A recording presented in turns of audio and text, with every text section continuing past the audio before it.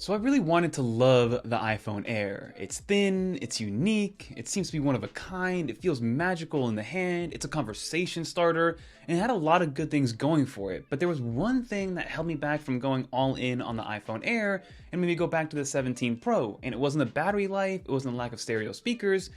Leave a guess down below what you think it is. But in this video we're going to talk about my kind of overall thoughts on the iPhone Air, the current status of it, the sales figures, but then also talk about what Apple's doing to fix the iPhone Air when the iPhone Air 2 comes out, because we already have a bunch of rumors coming out that Apple's making another one of these, which I think is a good thing. So without further ado, let's talk all things iPhone Air.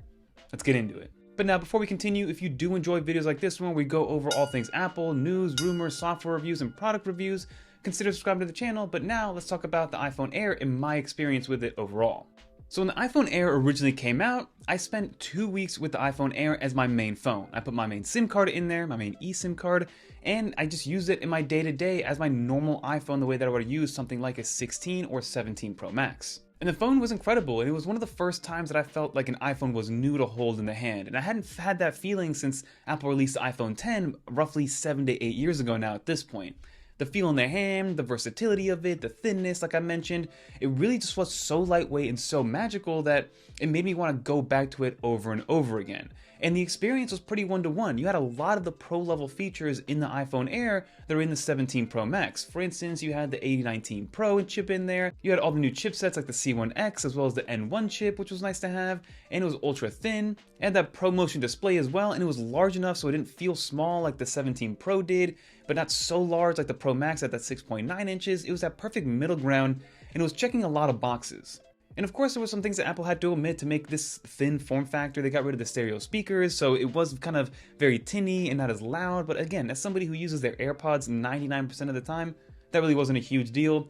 Battery life was technically worse, obviously, than the 17 Pro and Pro Max because the battery was smaller, but it wasn't so small and so quote-unquote bad that it didn't last me the whole day with regular use. And even with the camera system, Apple did say it had a Fusion camera and it has that 148 megapixel shooter, and in good conditions, or even in some kind of poor conditions, if you just stuck to that 1x focal length, it was a perfect camera. It was a great point-and-shoot camera. It worked as intended. The video was still amazing and second to none, especially because it is an iOS device and that is top in class. But again, the lack of that ultra-wide camera, as somebody who uses their iPhone camera in a work setting a good amount of time, was something that I really couldn't overlook. And even for people that I asked around, people that don't use their iPhone as a main camera, they use that ultra-wide lens. Even in the older iPhones where it was a 12 megapixel ultra-wide lens, people just didn't like the fact that it didn't have it, even for the versatility's sake. More and more people like to use that ultra-wide camera to fit more people in, to get more of a view when they are recording themselves doing stuff. So the ultra-wide camera is something that people were not willing to overlook and overtake. But as somebody going into this iPhone Air that really wanted to use it and really wanted to make it their main phone,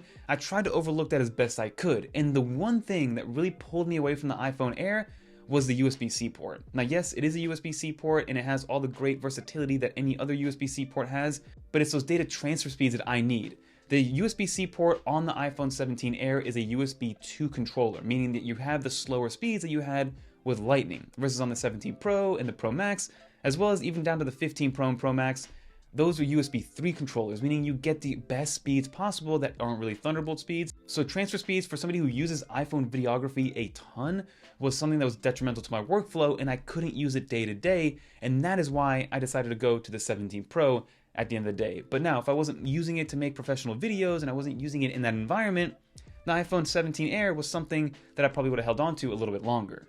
But now to zoom out a little bit and talk about contextually what the iPhone Air and what the response was by everybody else, the sales figures do match, and it does give us the kind of cold reality of the story when Apple tries to create some kind of middle ground iPhone that isn't the regular 17 and then the regular Pro models. For instance, the first one to really bite the dust with this kind of new form factor of iPhone was the 12 mini and the 13 mini.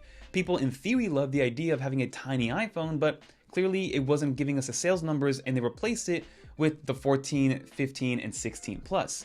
But then even then, the Plus model was another phone that just people weren't buying. People were either buying the regular model or they were upgrading to the Pro and Pro Max model because they thought, if I'm going to spend the extra money anyway, might as well get the Pro model and get the Pro level features. And the iPhone Air got a similar response. Analysts described the 2025 sales as kind of muted. It was weaker demand compared to the iPhone 17 and 17 Pro models. And the iPhone 17 Pro models, Apple did mention in their latest earnings call that the demand kind of outweighed their expectations with the 17 Pro and Pro Max especially.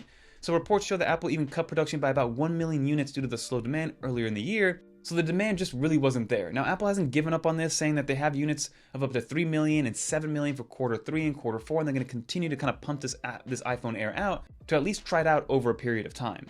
But now let's talk about the iPhone Air 2, where I think Apple's going to be able to perfect this form factor and give us a lot more than what we wanted compared to the iPhone Air 1. So first and foremost, the biggest thing is that they're going to give us that ultra-wide lens. We're going to have two 48 megapixel shooters. The orientation is going to look kind of funny, as you guys saw in the thumbnail. It's going to have kind of this like spider look to it, where the camera plateau is still going to be horizontal and it's going to house both of those camera sensors, as opposed to being a vertical camera sensor layout, which I think is going to be totally fine when in practical use is going to work out nicely. And what's nice is that they're going to be both 48 megapixel shooters, so the ultra-wide isn't going to get any noisier or lose any clarity. It's going to still remain high quality when you are switching from the regular lens to the ultra-wide lens, similar to how the 17 Pro and Pro Max camera sensors are, which they all are 48 megapixels. They're going to keep the same exact thickness, and they're not going to have to re-engineer anything. They're going to be able to fit everything in there in the camera plateau, so it's going to remain ultra thin, and the form factor, aside from that, should remain pretty identical. And they are rumored to introduce a C2 modem in here, which will help with efficiency's sake, and they're going to have a new thermal design. I don't think they're going to be able to fit a vapor chamber the way that they did with the 17 Pro and the Pro Max, but I think overall battery life will get a net positive and a net benefit by getting the C2 chip, and of course probably the A20 Pro at that point. So on paper, I think it's going to be the exact upgrade that everybody's going to want, and I think more people will be taking the iPhone Air 2 more seriously moving forward because it does have that second ultra-wide lens.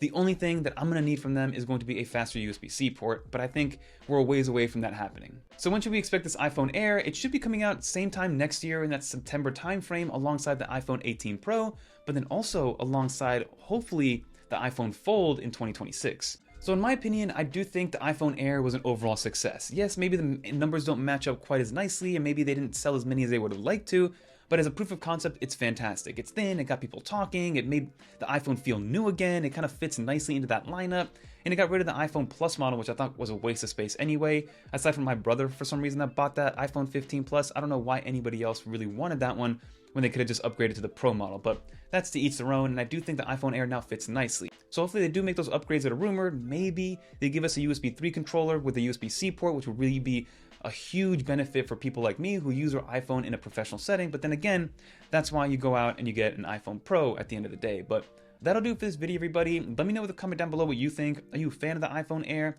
Did you pick one up? Do you have one? Do you use it on a daily basis? Is it your secondary phone? Are you excited for an iPhone Air 2? Or are you gonna holding off and waiting that the iPhone Air is a proof of concept and maybe it's really about the iPhone Fold next year? But that'll do it for this video, everybody. If you did make it to the end, leave a little dolphin. And if you guys want to watch more videos like this one, watch one of these videos right here. And until next time, I'm Fernando. Peace, everyone. I'm excited for this iPhone Air 2.